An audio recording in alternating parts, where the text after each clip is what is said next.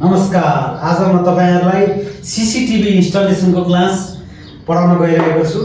यहाँ लाइभ स्टुडेन्टहरु पनि हुनुहुन्छ र तपाईहरुलाई DVR, NVR, XVR भनेको के हो, यसको इन्स्टलेसनमा कति पर्छ हैन, तपाईहरुलाई कस्टिङको कुराहरु, क्यामेराको प्रकारको कुराहरु र स्टोरेजको कुराहरु म गर्न गइरहेको छु। सर्वप्रथम तपाईहरुलाई क्यामेरा गर्नको लागि कोही टेक्निशियनलाई भन्नु भयो भने कति रुपैयाँ भन्छ हैन।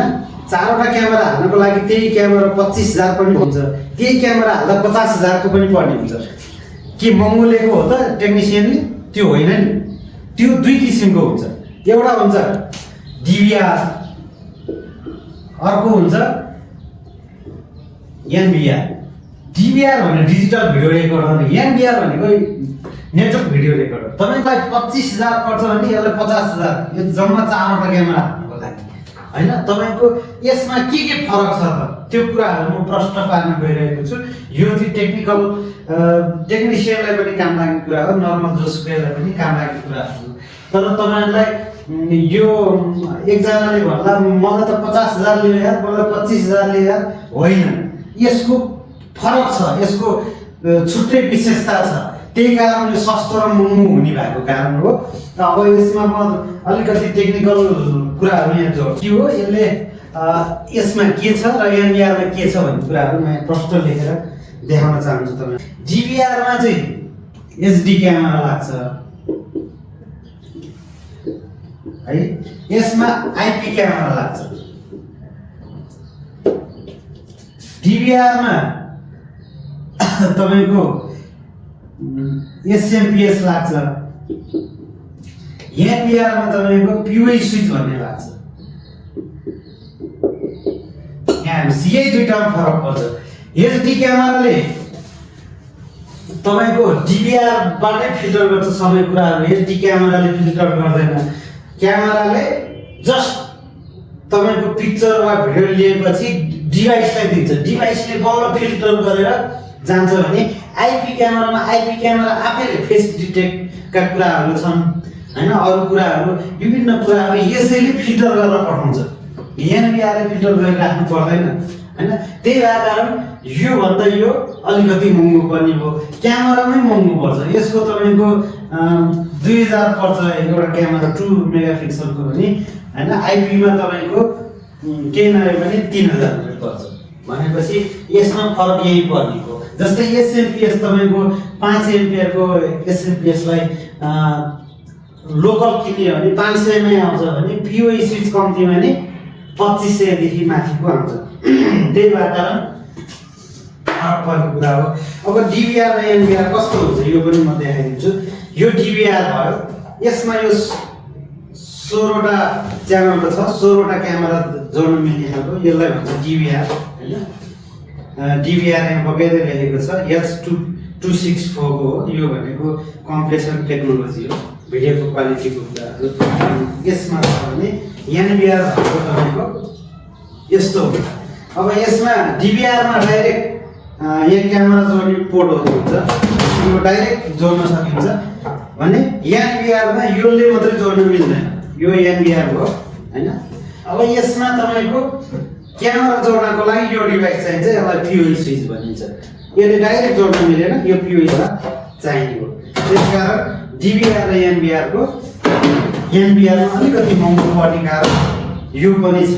अब जस्तै DVR मा तपाईको 8 मेगापिक्सलको मात्रै क्यामेरा आउँछ। अहिलेसम्म DVR मा 8 मेगापिक्सलको भन्दा बढी क्यामेरा बनेको छैन भने NVR मा 30 मेगापिक्सलको सम्म क्यामेरा आइसकेको छ। तपाईको यसमा रेकर्डिङ क्वालिटी मैले भनिसके एकदम लो छ भने यसको तुलनामा यसको रेकर्डिङ क्वालिटी धेरै हाई छ हैन। त्यही भएर यसको इन्स्टलेसन कस्ट पनि तपाईको यसको भन्दा यसको डबल पर्ने हो। तपाईको यसको इन्स्टलेसन कस्टमा टेक्निशियनले नर्मल एउटा क्यामेरा फिट गरेको अहिले बजारमा चलेको 800 रुपैयाँ हैन। अब कहिले 500 मा पनि गर्नु होला, कहिले 1000 लिनु होला हैन। अब कति लिस्टी हाल्ने छ छैन, त्यसको डिस्टेन्स के छ त्यो हेरेर छ। नर्मली 800 यसको छ भने यसको 1500 जति पर्छ एउटा क्यामेरा पर क्यामेरा बराबर। इन्स्टलेसन पनि यसमा हुँदा यसमा डबलै फरक पर्ने। अब DVR र NVR त भयो। अब तपाईको हुन्छ XVR। XVR भनेको चाहिँ के हो? XVR भनेको DVR र NVR को दुईटैको काम गर्ने डिभाइसलाई चाहिँ XVR भन्छ। जस्तै यहाँ यो भयो XVR। यसले के काम गर्छ भने यो 4 पोर्टको छ।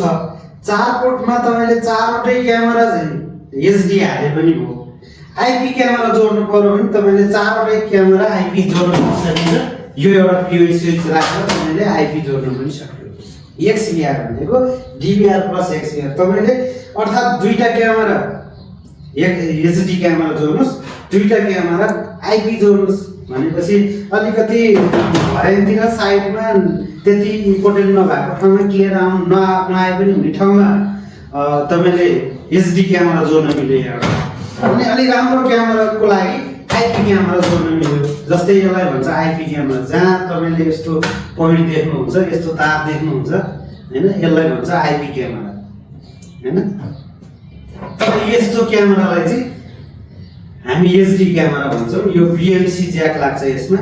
BNC ज्याकबाट यसमा भोल्टेज पनि दिनुपर्ने हुन्छ हैन, 12 भोल्ट दिनुपर्ने हुन्छ। यसले यसरी यो क्यामेरा चल्छ भने यसमा चाहिँ तपाईको POE स्विच जोड्नु भयो भने तपाईले यसमा भोल्टेज दिइराख्नु परेन। यो तारहरु भयो भने यसमा भोल्टेज दिने ठाउँ भयो भने डाइरेक्ट तपाईले POE स्विचबाट यसमा भोल्टेज जान्छ यो स्विचबाट। र क्यामेरामा कुनै नन POE पनि हुन्छ। यदि नन POE क्यामेरा छ भने चाहिँ तपाईको यहाँबाट भोल्टेज छुट्टै दिनुपर्ने हुन्छ। तपाईले यसको ठाउँमा स्मार्ट स्विच सानो पाउँछ, डेस्कटप स्विच, त्यसबाट पनि डेस्कटप स्विचबाट पनि क्यामेरालाई कनेक्ट गर्न सक्नुहुन्छ। यी त भने मैले DVR, NVR र XVR को फरक इन्स्टलेसन कस्टको बारेमा हैन। अब अर्को छ तपाईलाई मैले सानो कुरा जानकारी गराउनलाई के चाहन्छु भने hard disk calculation. Hard disk calculation कसरी गर्ने भने तपाईको एउटा एप्लिकेसन छ हैन। एप्लिकेसनमा तपाईको एप्लिकेसनमा चाहिँ यसको यो क्यामेराको मेगापिक्सल अनि यसको FPS भन्ने हुन्छ। FPS मेगापिक्सल र कति घण्टा तपाईले चलाउनुहुन्छ, 12 घण्टा चलाउनुहुन्छ कि दिनको 24 घण्टा चलाउनुहुन्छ कि त्यो अनुसार यसको क्यामेरा हार्ड डिस्क क्याल्कुलेसन हुन्छ।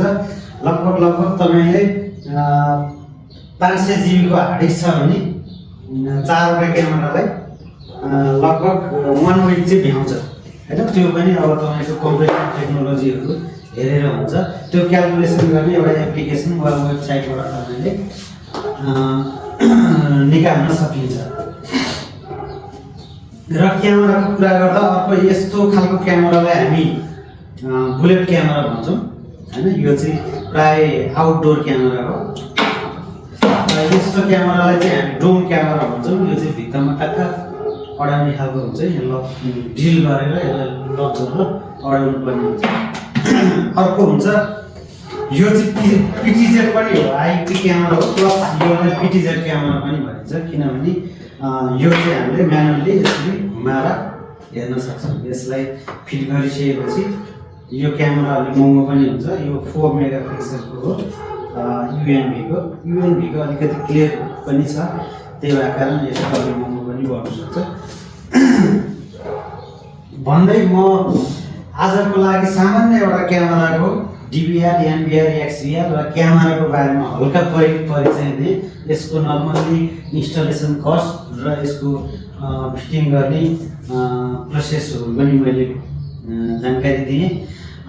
भन्दै आजको सेसनबाट म बिदा हुन चाहन्छु। यस्तै अरू पनि भिडियो हेर्नको लागि कमेन्ट गर्नु होला। तपाईँ कस्तो खालको भिडियो चाहनुहुन्छ वा अरू तपाईको केही इच्छा छ भने कमेन्ट गर्नु, म त्यसको अवश्य पनि रिप्लाई गर्ने प्रयास गर्नेछु।